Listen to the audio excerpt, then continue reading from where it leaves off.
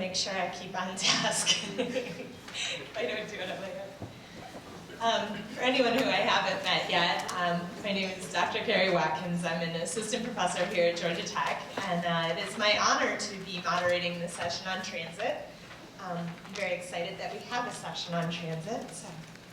And we have we have 6 excellent speakers. And Kia has got us very well set up, so we should be able to flow through this quite well this afternoon. So the first speaker that we have is Bronislaw Gepner from Florida State. And he does a fair amount, he's a PhD candidate there, and he does a fair amount of research on things such as crashworthiness and with the paratransit area. So with that, I'm going to turn it over. Are you all set? Thank you. Is this working? Yes, it is.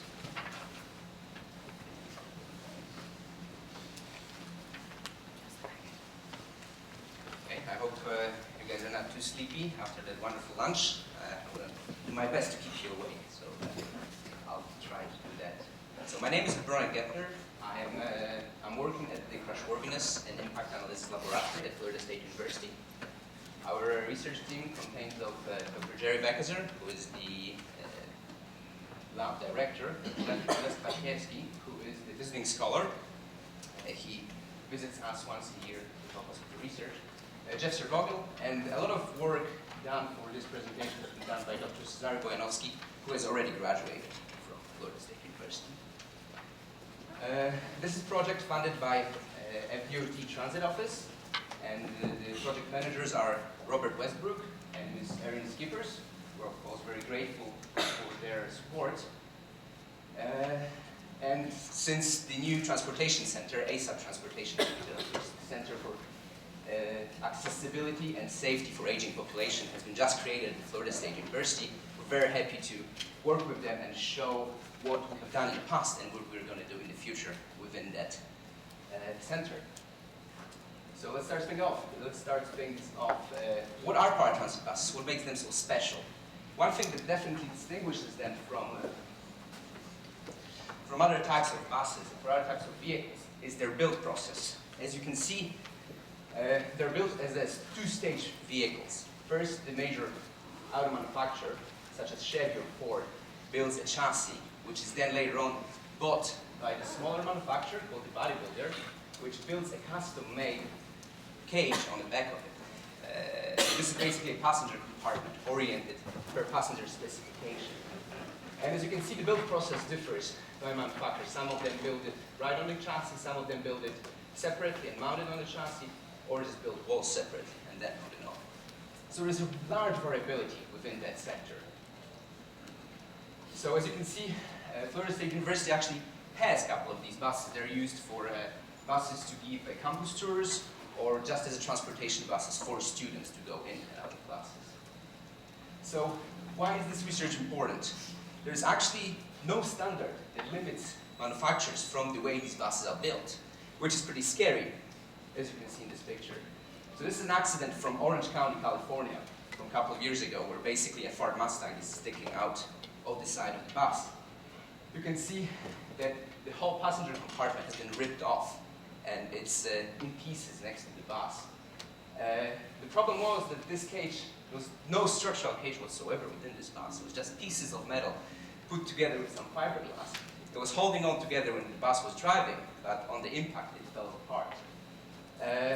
So how do we prevent these things from happening? Actually, a side note here, everybody was very lucky. There was no passengers on the bus during that accident, and nobody got hurt.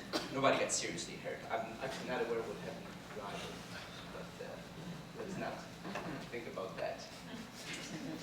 So what can we do? How can we test these buses? What is the best way to assess their crashworthiness? So there's some existing standards for buses in the world. One of them is FMVSS 220, which is mostly used in the US. It was created for school buses, but it's also used for other types of buses whenever the ordering agency requires it to be tested that way, or just done by the manufacturers themselves.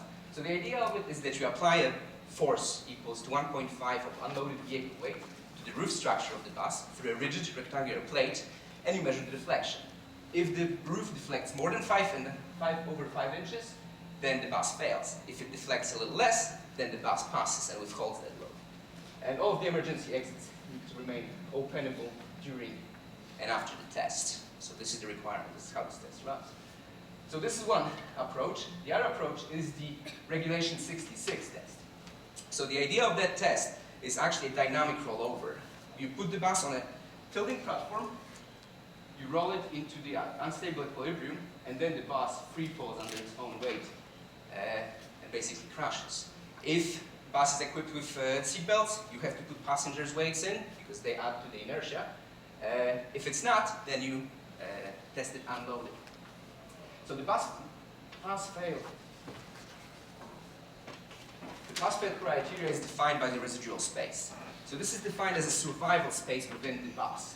We basically want to make sure that this space in red here is uncompromised by any part of the deforming bus structure during or after the impact. So we want to protect it from catastrophic collapses, basically. So now the question remains, which of these standards is better? We in the state of Florida decided to adopt Regulation 66, which is not mostly used in the US, but it seemed to us more physical, more closer to the actual accident that happens on the road during rollover accidents. So we've enhanced this a little bit by adding the deformation index, which is basically a numerical measure of the deformation. If the deformation index is above 1, then it means the sidewall has compromised the residual space. It was a good, nice quantitative measure of deformation, which was very useful to us. So currently, the Florida standard looks like this. If you look at acceptance procedure for buses to be sold in the state of Florida, we have two routes, experimental and numerical. There's also two types of tests, rollover test and side impact test. Since the time is limited, I'm going to only talk about the more important one, which is the rollover test. So we allow for two routes, experimental and numerical one. Now, the problem with the experimental one, there is not that many buses sold. So how do you make the manufacturer give you two buses for a full crashworthiness test when they don't really want to do it and the bus costs $70,000? So that's not a really strong case there, and they are quite reluctant to do that. So this is why we have our numerical path. But now there's a lot involved with building of the finite element model. We use finite elements for our simulations because these models have to be trustworthy. We have to know how they work. We have to know that they are trustable. So this is why we have our validation procedure. Basically, experimental tests on components that guide us and give us the credibility, gave us the good belief into our model. So how are these models built? So we start off with the open source finite element model, accessible from NCAC. In this case, this is for Ecoline. This could be also for truck chassis, however the bus, whatever chassis the bus is built on. We strip it, we extend it, and of course modify it per specification. In this case, this was chassis for E150. We had to modify it for a chassis E450. Then we obtain the specifications from the manufacturer, and with that, we are capable of building a 3D. A 3D model. Now, this was how it was done in the past. Right now, we're lucky because most of the bus manufacturers has switched to 3D modeling, to the CAD modeling of their cages. So that cut a lot of work on our part, and we can just basically clean up the geometry, mesh it, and incorporate it into our bus. Of course, this is still a long and tiring process. So with that, we basically build our bus based on this geometry, which ends up being quite complicated. In this case, this is one of the smaller buses. This model contains over 1 million prime elements. So let's step back to the validation procedure. Basically, we have to perform multiple experiments and compare them with finite element simulations to make sure that the physics that we're trying to describe is the correct one. So we start off from very simple experiments like material testing, 3.2 bending or 4.2 bending, and tube impacts. And then we move on to tests on substructures, which are connection testing. Connections are right here in the bus, roof to wall, wall to floor. And then the final test is sidewall panel impact. This is our impact hammer. As you can see, it has axis of rotation, drop height, and then basically it's being dropped onto the panel. We measure acceleration and deflection throughout the process. So following that philosophy, we have developed 5 final element models already, and they range in spectrum from very small one, 7-passenger, actually 9-passenger one, to a large 26-passenger one. You can see different chassis, and they are actually the latest ones are very, very complicated. So if you're lucky enough to actually have an actual bus for testing, which in this case we had 2 out-of-service buses that we were given by Florida Department of Transportation that we could actually roll over. So this is a perfect validation for our model to see how good of a job we did. Yeah, not a pretty sight, right? So this is a moment of truth, actually. If you look at this little structure, we've underestimated the deformation, and this was where our transducer was mounted. Actually, the whole frame impacted the pavement, and one of the transducers got ripped off, so we lost a lot of data there. But hey, you learn with every experiment. So later on, we had a second bus, and this all worked properly. This was also an experiment done for validation purposes mostly. The drop height was not 800 millimeters as regulation 66 specified. It was actually 909 millimeters because that was the pad we had at that point, and it was just a little deeper. So these are the results. As you can see, the experimental data ends at one point here. This is the moment when our transducer gets ripped off. So not a proud moment, but we've learned from our mistakes. And we've repeated the same rollover for the per regulation 66 specifications, per 800 millimeters rollover. And we're very happy with the results, very happy with the correlation of the deformation of the back wall and the front of the bus.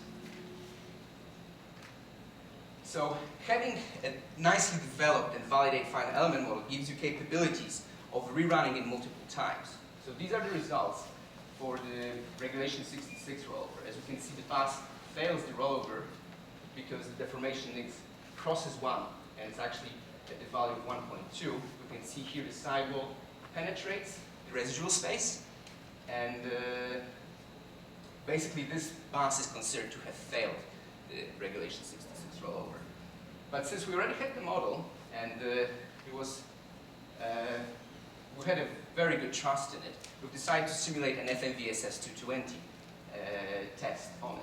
So, as I said before, you loaded it with a 1.5 unloaded vehicle weight. In this case, it was 68 kilonewtons. You have a rigid rectangular plate, and you measure the deflection of the plate. So this is what is shown here. We have our displacement of our plate, deformation, and we have our force feed. This was done numerically. We have not done an experiment on that, because that would be, I believe, a waste of a good bus. As you can see, the bus passes the FMVSS 220. The load of 68 kilonewtons is reached before the deformation of the roof bow is exceeding 5 inches, actually 1.5. So we have the same bus, and all of a sudden it passes one test and fails another. So which one is better? Which one gives us the better answer? Because we just either accept this bus or we deny it from being used just based on these experiments. So for that we run a sensitivity study. Having final element model, this allows you to rerun multiple simulations and multiple tests. We've run for 50 simulations for each case. Basically what we were changing were the thicknesses of multiple members within the bus, and we're looking at its influence at our response functions, which was in one case the deformation index, in the other case was the load on a plate during the FMVSS 220 test. As you can see, for the regulation 66, we have nicely distributed influence. This represents a well-balanced design of the bus. We have multiple components participating and influencing our response function. Although for FMVSS 220, we have only one component which is actually responsible for over 75% of the influence on the response. This is actually the roof bow. Pretty common sense. You have the plate that loads your roof bow, the roof bow bends, this is going to be the component that's going to be responsible for your strengthening or weakening of the bus. So we believe that FMVSS 220 is not really a good measure to assess the rollover crashworthiness of paratransit buses. And just because you can strengthen the roof structure, and this is what's going to give you the improvement in your response function. So these are basically the conclusions that I just summarized. And this was presented during TRB in a paper that was titled Comparison of PCE R66 as FMVSS 220 standards for rollover crashworthiness. So currently, with current funding from ASAP, what we're hoping to achieve and what we're currently working on actually, we have been planning to do that for a couple of years, but we never had additional funding to be able to pull that off. We have redesigned this given bus that we've been working on in order for it to pass the Regulation 66 test. As you can see, these are all the results from before the test, and then from the original test, and then we have the improved bus right here, which reached the value of 0.8 of deformation index.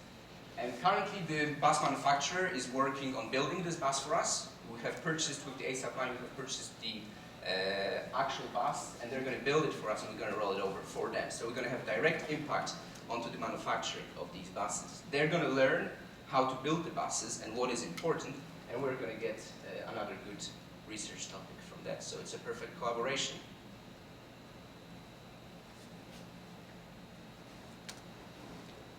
And are there any questions?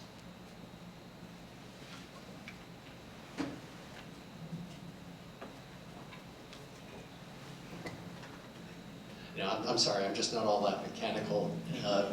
What is it that is going to be done to the bus that didn't pass? Specifically, what will be added to the bus or changed on the bus that will then make it crash-worthy and safer? So basically you have to look at what is important during the rollover test. What we found out from our ongoing research was 10 years of work of research, that the critical component actually is the frontal ring right behind the driver's cup. Yeah? So you have the chassis that ends, and then there is this cage added structure right behind the chassis. So this frontal ring, just because the buses form like an open tube structure, they're more rigid in the back because they have a diaphragm back wall, and less rigid in the front. So they deform more in the front. So this little component is the critical one. So you have to basically build a good rollover cage right behind the driver's cup. The first picture you showed us was a side impact, where the Mustang had run into the side of the vehicle. This was actually a side impact, yes. And tore the back end off?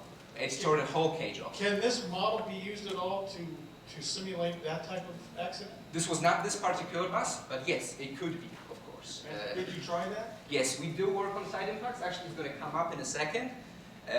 Just because these buses are the ones that we're working on, the one that you saw the picture of, it was banned for being sold in the state of Florida for a couple of years. Not particularly because of that, there were multiple other issues, but our sponsors have pulled the plug on that contract, and they were very, very quick to respond. This is actually the side impact. The problem is that these buses, when built properly, at least attempt to be built properly, they have such a high floor. There's very few vehicles on the road that can impact above the floor. You can actually see that there is a limited damage to the bus itself. The whole impact occurs right underneath the skirt, right underneath the floor. And the floor is a very rigid structure, so it protects the passenger compartment. So, of course, it could be used for that, but it's not really the best. I think we believe that rollover is the bigger concern, just because there is way more casualties in rollover accidents, although they are rarer, but they are more dangerous for passengers. What interface have you all had with NHTSA to try to improve FVMS 220 or another one, since what Florida does doesn't mean a thing to the rest of the United States? It's what NHTSA publishes. Yeah, NHTSA has been pretty reluctant on the whole topic. They actually run their own study, which they've tested 4 coaches, so larger buses, and they've run 2 rollovers and 2 FMVSS 220s. And for these 4 particular buses, they had concluded that, so all of these buses failed with both of the tests. All 4 buses failed. But they still managed to draw a conclusion that FMVSS 220 is more acceptable for rollover testing than Regulation 66, which we do not agree with, as the case has shown. And we're waiting for a change. Actually, Regulation 66 is the United Nations standard, accepted by over 40 countries in the world. Only 2 countries from the developed world that has not implemented it is the United States and Canada. So I think that pretty much answers the question. Thanks so much.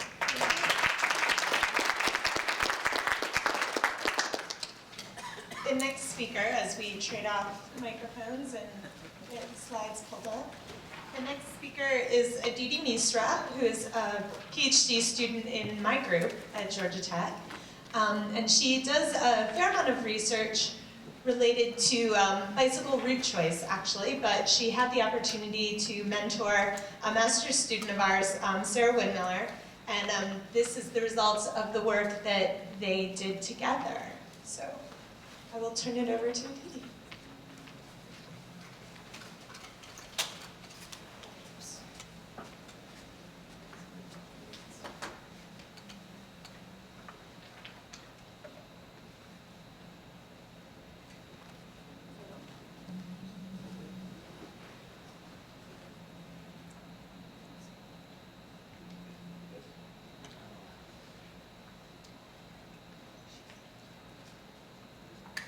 This?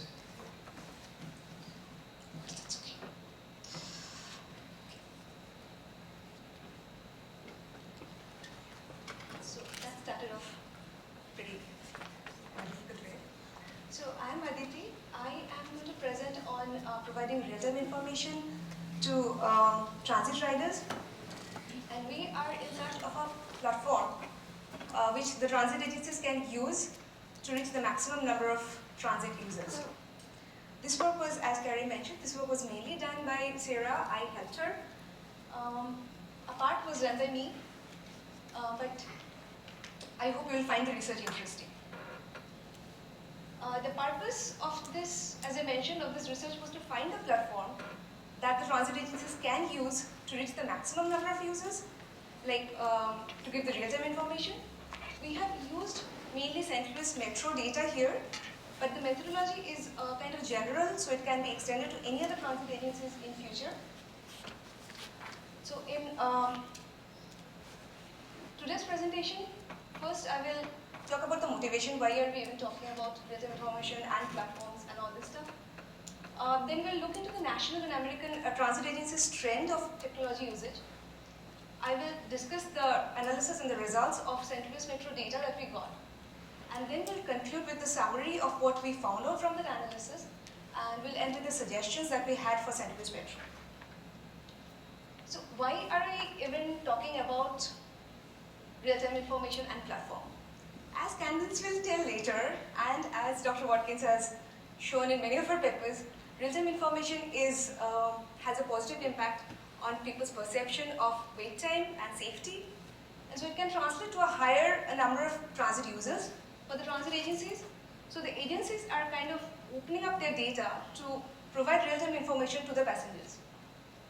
But the problem with that, what is grossly not known yet is what kind of a platform that the users prefer, what do they use, and so the transit agencies have to invest some amount of money to get into the platforms. These are the common platforms of real-time information, so smartphone applications, interactive voice response systems, which we refer as IVR, SMS, mobile-based website, computer-based websites, or signages.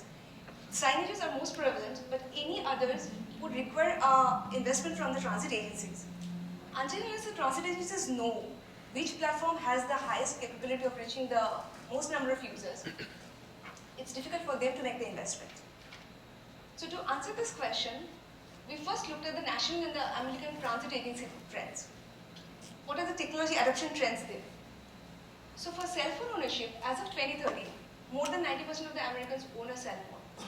There is a steady increase from 2004, and interestingly, for all the major transit agencies, the percentage of users having the cell phone are either the same as the national average or a little higher. Same with the smartphone ownership. Most of the agencies have almost the same average or a little higher smartphone ownership than the national average. Nationally as well, more than half of the Americans own a smartphone. So based on this, we could have said that like any smartphone or cell phone based technology could have reached a lot number of people. But something went wrong, and like we were kind of trying to figure out, is there any particular group that we are missing in this average? Like, is there any particular people with disadvantaged income or people with an age group who do not use the smartphone? Are we actually missing when we are saying that the cell phone ownership is about 90%? So so this is kind of the same difference as you see, that internet access on mobile device. 50% of the people roughly have that. Text messaging is apparently, as people have cell phones, they have text messaging. That's about 80%. And internet access in general is about 77%. But when we looked into St. Louis Metro's data, this was onboard surveys for 2 summers, of summer of 2012 and 2013. We did some statistical analysis to see how the socio-demographic data related to technology usage. We did some basic statistical availability tests, the cross tabulations, then we performed some chi-squares and binomial logistics. These are the survey questions that we looked into for these 2 surveys. For the first, the question 4 and 5 are the technology questions, technology-related questions. First 4 groups of phones were grouped into smartphone category. Number 5 remained as non-smartphone, and then there was no phone usage. For the non-smartphones, it was divided as to if you have a cell phone, do you use the internet on the cell phone? This was done to understand if we developed a mobile-based website for real-time information, could they access it? How many people would be able to access that? And if you use a cell phone, does it have text messaging ability? So like if we did a SMS-based real-time information system, how many people would be able to access that? And then the fifth, like number 5 was to have the internet access from a computer at home, like any web-based real-time information system, how many people could access that? These 12 to 17 were the socio-demographic questions that we used to understand the relation between technology usage and the socio-demographic. As our interest was like these are standard questions, still like gender, ethnicity, age, income, and employment. So, so basic statistics, cell phone ownership, as we saw in the national trend also, it's increasing. By 2013, it's almost the same as the national average. Smartphone ownership is about 70%. It's a little higher than the national average. Almost 70% of the people do have smartphones in St. Louis Metro. I forgot to mention that 2007 and 2008, St. Louis Metro did have a survey, but they did not ask the smartphone question because I guess at that point the smartphone was not that popular and there was a smartphone. So for the cell phone, we did pull out those surveys and use the data from there. Now we go to the cross tabs. So this is the first cross tab of interest where you see the age versus the technology ownership.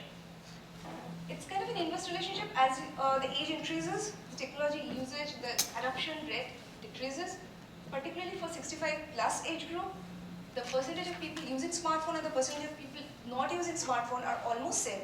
And there is a significant portion of people who do not use cell phone at all. Similar kind of a division between 51 to 64. So if we were doing only smartphone app or a mobile-based app, we would be grossly missing a significant portion of the riders.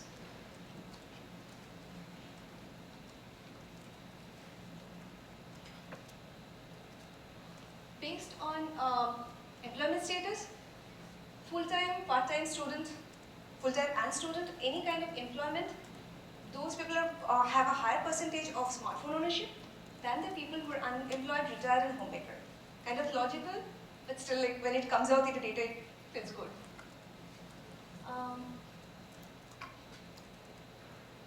Cell phone ownership based on income, this was kind of not what we had expected actually, but most of the cases there was no significant relation between income and technology ownership. Almost similar kind of percentages between cell phone ownership and not owning a cell phone. And this continued through all other analysis. Based on race, the white Caucasian people are less, like the percentage of cell phone ownership is less among them. All other groups have about more than 70% of smartphone ownership.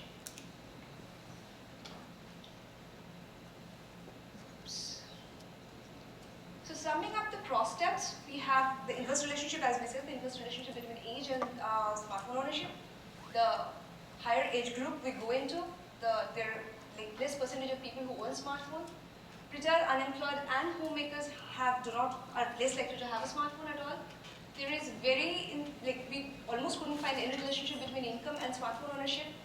White and Caucasian people have the lowest percentage of smartphone ownership, and we didn't actually find any difference in genders. We ran a chi-square states to find out the significant classifications. Age, we could, after the chi-square test, after experiment with a different categorization, we could actually club ages to 40 and under and over 40. We could club the employment into full-time, all the employments in one group and the unemployed and homemaker in the other group. There were two income groups that we considered, under 20,000 and over 20,000, but as you can see, it's like not significant. Race became significant, gender was not significant.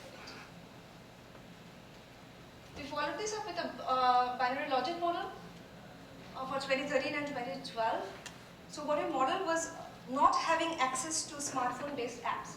So the way to read these results would be whatever comes with the negative sign, those people are more likely to have a smartphone. So Black African Americans are more likely to have a smartphone. Any other people are less likely to have a smartphone, access to smartphone-based technologies. So 40 years old and below, they are more likely to have a smartphone. Same here, like the income is not significant, all the other three categories are significant. So finally ended up having age, ethnicity, employment as the major predictors of owning a smartphone or having access to smartphone-based technologies, and gender and income didn't actually have much influence.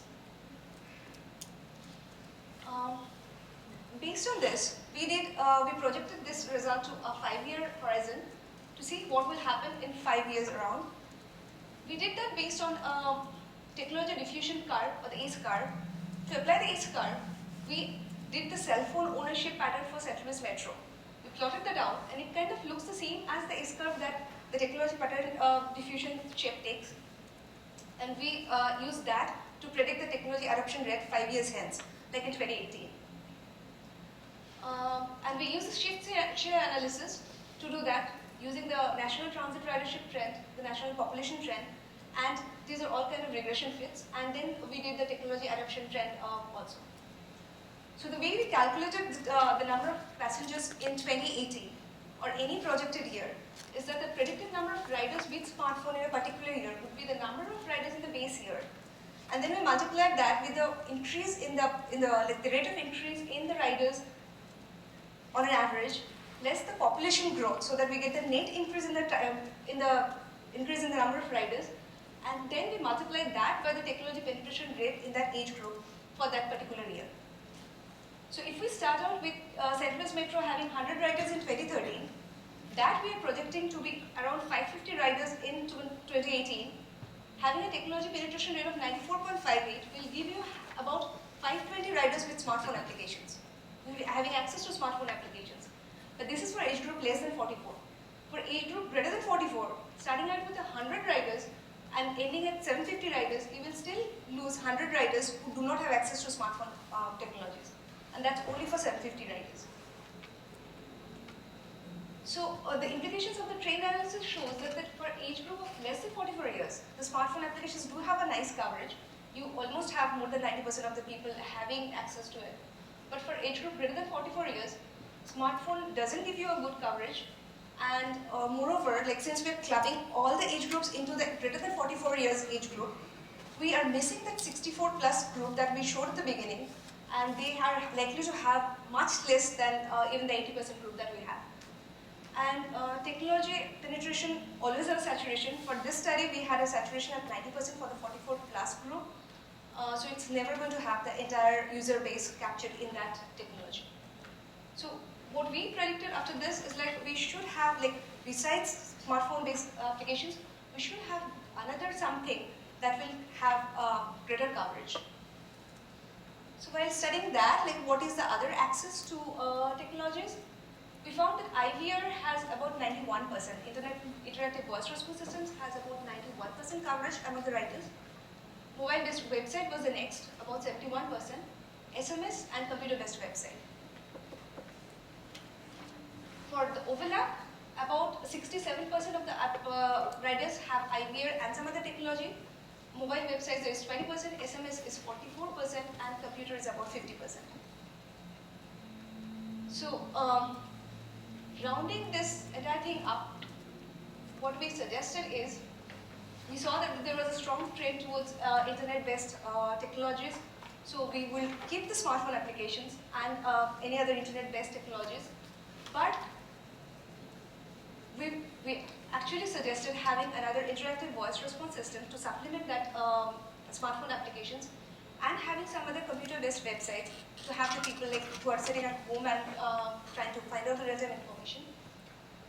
But we also have to remember that this adoption of technologies is very subjective. This is for St. Louis Metro, based on demographics of St. Louis Metro riders, and it depends on the goal of the agency itself, who the agency is going to reach out, who the agency thinks they need to reach out, and obviously their budget, how much they can spend, what they are willing to invest into. And that's all I have. Thank you. Take questions. So among all those different options that you can work with, are there ways you can bundle them? Like you develop the technology for one and it kind of translates very nicely to something else to get more bang for your buck? Yes, you can do that. Like for most of the cases when you develop the smartphone app, you develop a web-based site. Along with it, the data comes with it. So most of the cases they come together. But like this study was like individually if we could have some technologies. I'll follow up with that. One SOA actually has already pre-programmed an interactive voice response system. So it's possible, like the agencies that would choose to implement the technology would just have to actually implement that portion in addition to sending data to the apps and such.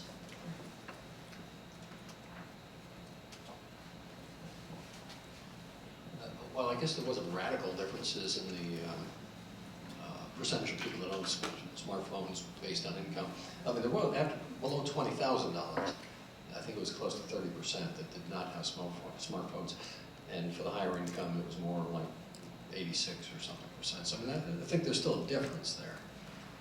I just wanted to point that out. So it did show up in like one or two of the tests. It did show up, but it was not consistent across all the income groups. So I mean, there is a difference. There is still a difference, but it's not that significant. The reason I bring it up is that the lower income people are more likely to use the transit in most cities. Well, all of this was based on the transit riding population. That was, so this is St. Louis's transit riding population that we were analyzing in the entire study. My question is, what good does that information do? I know approximately when the train arrives, I always show up within 5 minutes. What are you giving, what additional information are you giving me? I will direct this question to Dr. Watkins. I will gladly take that question. So essentially with the train, it has pretty good on-time service. It's usually about 97 to 98% on time in the Atlanta area at least, and most rail systems are similar. But the buses are subject to general congestion and things like that, and in Atlanta at least, and most cities have similar statistics, you really have only about 75% on-time performance. And so having this kind of information at your fingertips is great. And furthermore,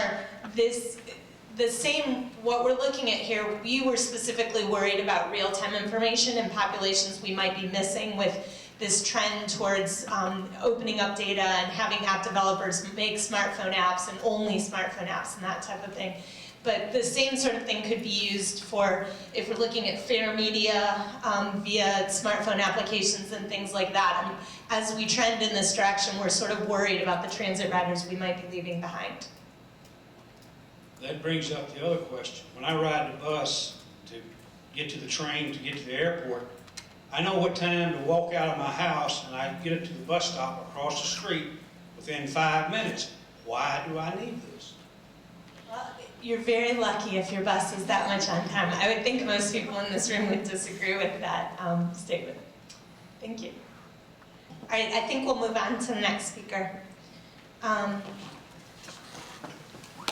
Chuck, oh yes, please.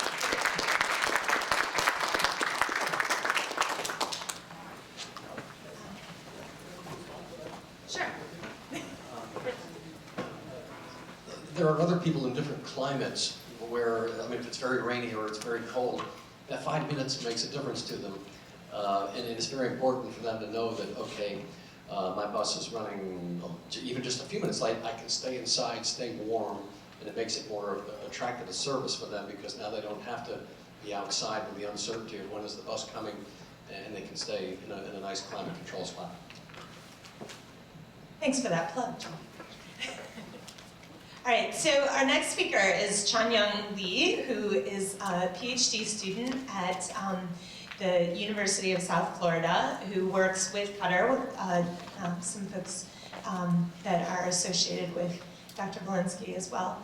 And his research area in general is in transportation demand management, so this is a very applicable topic. Thank you. Okay, today I'm going to talk about the improving the cost effectiveness of the TDM program. So let me just start with the simple definition of the TDM. So TDM is the transportation demand management program which intended to reduce the total number of vehicle miles by promoting alternatives. Here the alternative defines like transit or bike walking, anything other than the single occupancy vehicle be considered as an alternative in this research. So when we talk about alternative and in the TDM program, in the fundamental, we're trying to promote the alternatives by making the alternative being more attractive. So I was looking at the different definitions in the what's the right definition of attractive. In here in the bottom, I'm not sure you can read it. It said having a beneficial qualifies or the features that induces someone to accept what is being offered. So here, this sentence kind of captured my eyes that when we offer the options to the motoring public, basically we are looking at the options that will be accepted by the potential users. So we all know this out of the textbook. There are different factors affecting the travel decisions that like the time and cost to users and comfort and convenience, like the previous experience. For example, this morning I was riding a super shuttle to the airport, which takes like 2 hours and 30 minutes, and I end up missing the flight. I never want to go back to the super shuttle from now on, so for the record. So the employer-based TDM is the common component of TDM program. Here in Atlanta, you have cash for commuters. It's not the employer-based program, but like Washington State, they have the state statute requires the employer has a certain size that has to come up with a plan that can minimize traffic congestion. So, like basically, when you have employer in the center, that means that you have the same destination of a bunch of people. So here, the employer-based TDM program providing a financial incentive as a common element, basically intended to lower your out-of-pocket cost. So a few years back, that we were hired by the Washington State or was working on the different project. That one of the goal of the project is trying to find a relationship between the amount of subsidy being offered and then the change of the mode share. So basically, we want to come up with a model that people can use to sort of estimate the potential impact or outcome of certain TDM program. So this kind of shows the different trend of the TDM program in terms of single occupancy vehicle mode share. The y-axis shows the mode share on the driver alone. And then this blue line shows the company that enrolled to the program in 1993, and then red line represents the company enrolled to the program in 1995. So basically, you can ignore this. So here, the BA means the baseline survey, and then G1 is the 2 years after the cycle started, and G2 is basically every 2 years they do the survey. And so basically the red line, you need to shift the pivot graph to the right side a little bit, so you start from the 1995. But something kind of interesting in this graph is that you can see the most significant reduction on the single occupancy vehicle rate is achieved in the most of the companies on average is the first 2 years the program just got started. But if you look at the subsidy program being offered of those programs that you can see here, when they start the base year and then moved to G1, there were 338 companies starting in 1993. However, the amount of the program they had for the subsidy side, only few programs offered, not, I shouldn't say few, but there were like significant portion of the program didn't offer any subsidies. And as time goes on, then you can see the number of subsidy programs offered by the employer has significantly increased. For example, when the first year they assembled the program, they only offer like voucher for the transit users. And then like after 2 years, they start to offer the voucher for the bike or pet or the couple, so on. So that you can see in G4D cycle that you see that in like good portion of the people, that only the 24 companies still have no subsidy program, but other than the most employers in the program offer the subsidies.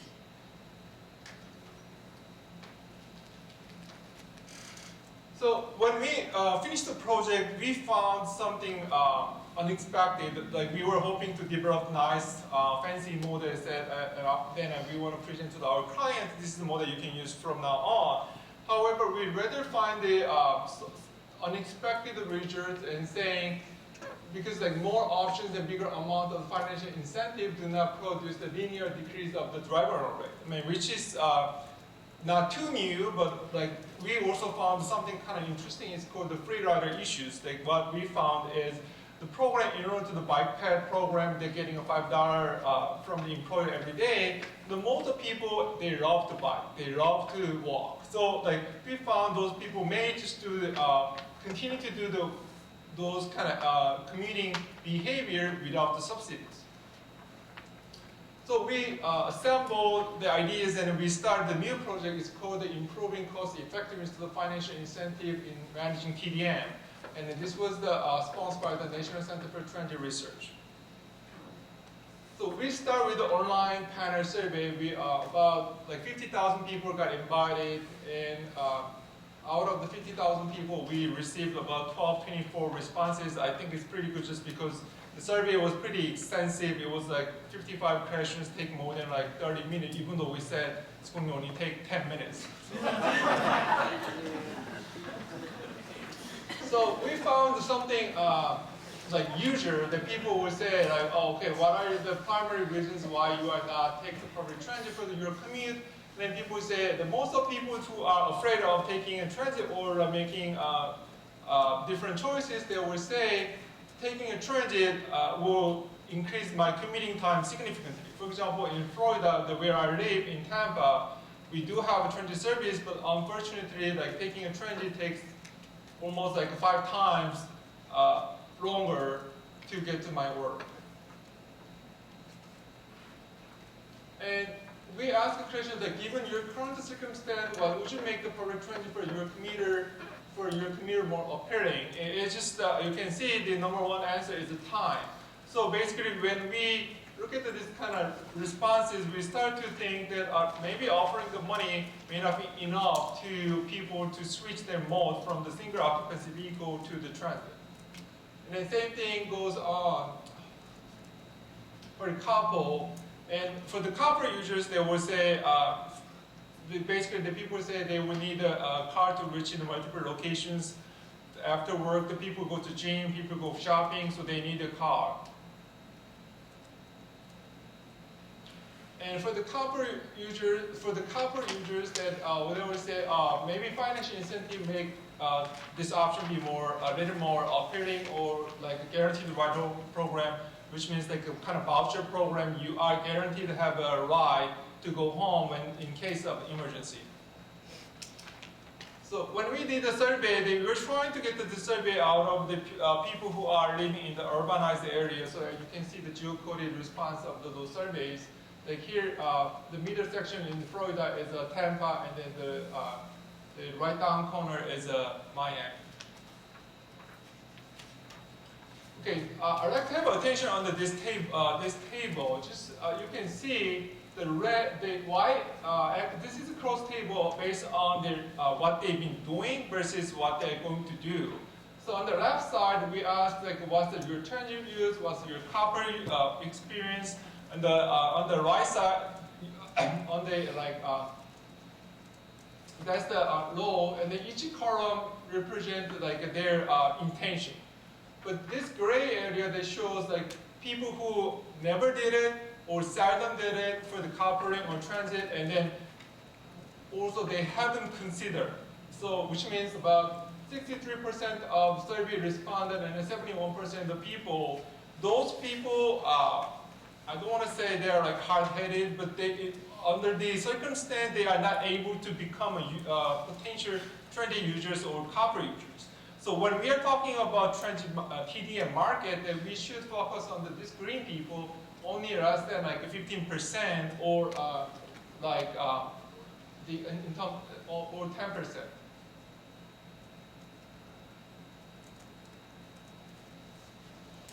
So we start to formulate the different ideas. Maybe it's too difficult for us people to change the modes. How about like people to use driverless, like saving DMT? So because ultimate goal of the TDM was that I described in the first slide was to reduce the total mile of the driving. So that why not we ask people to driverless? So we ask people like, do you think you can reduce the number of vehicle miles traveled per month in your vehicle if needed? And of course, when we ask this kind of question, the people are very skeptical about it. Like 60% people say, I don't think so.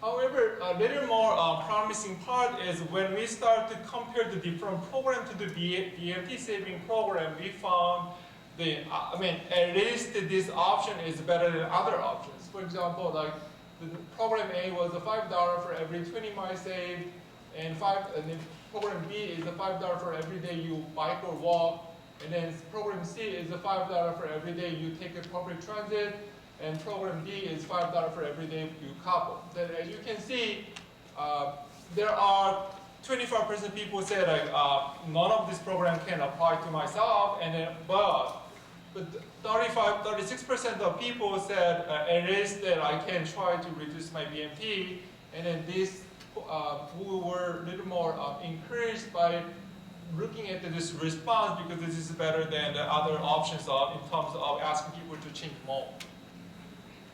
But something kind of interesting is like, remember the 60% people say that I don't think I can use the BMT, but when we start to talk about money, we start to see some changes. So there are people say, oh, maybe I can do it. So in terms of this incentive scheme, we think about the two different schemes. The first one is about like incentive scheme A, basically like it's like the typical structure of all TDM incentive program in the United States. It's called the rewarding program. So like once you do it, then you will get the money. And the program B, in the incentive scheme B is we are thinking just a little bit out of the box. Basically like we will get money as soon as they commit. But if they don't make it, we want to take the money back. So basically, we asked like $5 for like the same thing. It's pretty much the total amount of money is the same, like designed to have $100 per month. And we found in the scheme A and scheme B, in the scheme B, even we increase the amount of subsidy to $10. So it does have twice larger amount of the incentive. But still, people are very nervous about like the fact that they can lose the money if they don't make it. And another thing we found out of the survey is interesting that when we start to people like, 5% of BMT saving versus 10% of the BMT saving, basically there's no difference in terms of that what they what they're saying in terms of reward as of their BMT saving. mean, partially I think the people were not serious about this question, or like the other issue is that when we talk about incentives, like it doesn't really matter like how much people are making or their incomes. Like think about ourselves, you go to the conference, line up for like 50 cents ball pen for like 40 minutes. So the people, when you look at the incentives, people are very different. People start to think in very different ways. So we actually, so up to this point, it was an online survey. Basically, we put the different questions to ask people, and then after our online survey, we end up doing a real program. So we recruit the people, we actually assemble the incentive scheme, and we actually give the money to people who actually do it. So this was a website called the idriveless.com, and then we start to recruit people, and then it does have two different incentive schemes, but actually it's based on the prospect theory from the Daniel Kahneman. Basically, when I give you the $5 versus when I give you the $10 and take the $5 back, you have, I mean, if you are not going to be, okay, let me recap. If I give you the $5 versus if I give you the $10 but I want to have $5 back, it's basically the same amount of the money that you have, $5, but that's the same perceived utility based on the microeconomic theory. But in this prospect theory, that you feel bad when you lose $5, just because that your gain is your loss is more painful than your gain. So in that sense, we actually put the two different incentive schemes. The first one is like a rewarding. Like we'll give you the money once you do it. But in the scheme B is basically we will give you the money, but if you don't make it, we won't have money back. And these are the incentive tables. So when we finished our study, which study was done in total of the 10 weeks, and due to the time constraint, I can explain all the details. There is a final report available in the NCTR website. And here, the observed BMT there are three groups, Group A and Group B and Group C. The Group C is basically a control group, so we don't, we're trying to monitor any external factors that during the time of this experiment. So Group A, we ended up finding about 16% of BMT saving throughout the 10 weeks period. And then Group B, which is under the different incentive scheme, we found about 11% of the BMT savings. And these are the individual per average person saving based on between the Group A and Group B. The average of the Group C, you will see the Group A there were 20 participants, and in the first 2 weeks we used to establish the baseline, and after 2 weeks we start to measure their BMT. So you will see the reduction on the BMT on the person level. And this is the uncompensated BMT chart, which means like we have an incentive scheme basically like if you have if you save from 20 miles to 200 miles, that basically will get you up to the $40. So which means that if they save more than extra 200 miles, then we're not going to pay any penny on that. So basically somebody saving 300 miles, somebody saving 200 miles, they will get the same compensation. And another another reason for we are having an uncompensated BMT is if somebody commits, say like I'm going to save like 40 miles, so here's the $10. But however, they ended up saving 100 miles in the next 2 weeks, that they only get $10. So there are pretty good size of uncompensated BMT saving. What we found is once people start to save, they're not gonna just save whatever they promise or that whatever they are told to save. Basically, they tended to save more than they promised. So in terms of the finding, we found like in this incentive scheme on the Group A and Group B is both quite effective. And if I recall correctly, it was a 16 and 17 cents per mile, which means that if we assume 30 miles commute for the round trip, that we end up paying $5 per each participant. So that's pretty much the same amount of money that most of the TDM program in the United States offering to the users. However, the difference on this program is that this can be applied to the 100% of the motoring population. I mean, I shouldn't say 100%, but I can say this should have larger potential customer base compared to asking people to switch mode. And this was a pilot study, and I think there are more potential to be explored. And also, I should say the study design was kind of limited in terms of taking full benefit of the prospect theory, because under the university administration it's extremely difficult to get the money back. University can issue the checks to the people, but university is very difficult to get the money back from the participant and put in the bank. So we end up using like $60 exit survey amount, and then we deducted the amount from the money that we hold at the end. So I don't think that it does have the same impact it should be. I mean, it kind of like limited the impact of the prospect theory on the users groups.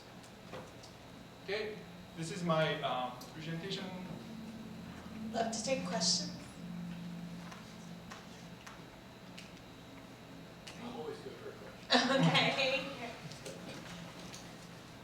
Chanyoung, the VMT is VMT. In other words, it didn't matter whether they were taking the miles traveled off the major congested highway versus local roads, perhaps that weren't so congested. Would there be any way of saying, yeah, it's more valuable if you stay off the major highway that's congested during rush hours? We'll give you $10 instead of $5. I guess like if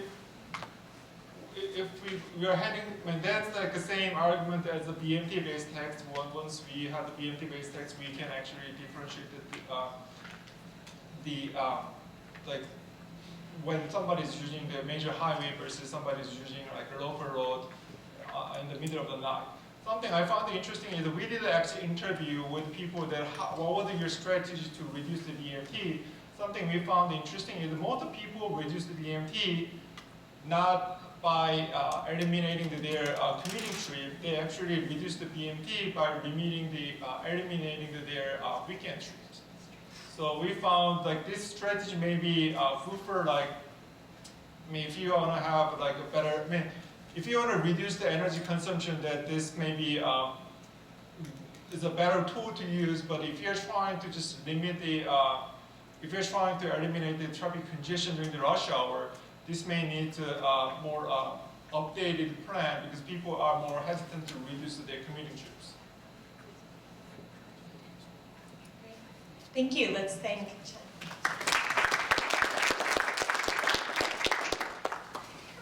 Sorry. Our next speaker is Candace Brakewood, who is a PhD student in my group at Georgia Tech as well. Candace does a lot of research looking at real-time information and the impact on transit riders, specifically focusing on trying to quantify ridership impacts. And that is what she's going to talk about today. Can you hear me? Okay, great. Thank you, Dr. Watkins. So today, I will be talking about quantifying the impact of real-time vehicle location information on transit ridership. To give you a brief outline, I will motivate why we're even talking about this, provide a brief literature review, then discuss the real-time information system that's the case study for this, which is New York City, the largest bus system in the country. Talk about my data sources, the methodology, and then some very preliminary conclusions. And I'll say preliminary up front, as I only got my final data set about 2 weeks ago, so I'm still very actively crunching the numbers. So, as any of you who have ever taken a public bus before, or at least most of you, can understand, public transit can be unreliable. You can be waiting out of the bus and it can be stuck in traffic, etc., and you can be waiting and just wondering when is the bus coming. And public transit agencies have worked very hard to try to improve reliability of service. And they have many strategies to do this. They increase the level of dedicated right-of-way. So they, let's say, have a bus lane, a dedicated bus lane for the vehicle. They'll try service planning strategies, like adding extra slack to their running time so that drivers have a little bit of flexibility if they are running behind schedule. But these supply-side strategies, while they can be very effective at improving reliability, they often are quite expensive. And a new strategy that has become very popular at transit agencies over the past decade or so is to focus on passengers, on the demand side of this. Well, if we just tell passengers if our bus is running late, can they then adapt and change their behavior? And so many transit agencies in the US now provide real-time vehicle location information. And what you're looking at on the right side of the screen is the bus time program, which is in New York City. I'll talk a little bit more about that in just a minute. So given the increasing trend of providing real-time information to riders, there's also a growing body of literature that studies the impacts on passenger behavior. And I'm highlighting a few recent studies here that focus on actual transit rider behavior. So these aren't simulation models, but these are looking at actual people in the transit system. And I broadly categorize these into 3 key benefits for passengers. So the first, as we talked about a little earlier, is wait times. And if you're very curious about the study, I encourage you to talk with Dr. Watkins after. Dr. Watkins and her colleagues at the University of Washington did a study in Seattle where they actually stood out at bus stops and timed how long people wait. And on average, real-time information users waited about 2 minutes less, and they perceived their time that they waited to also be significantly less than those without real-time information. So if you're waiting less, which is notoriously one of the most disliked elements of a transit trip,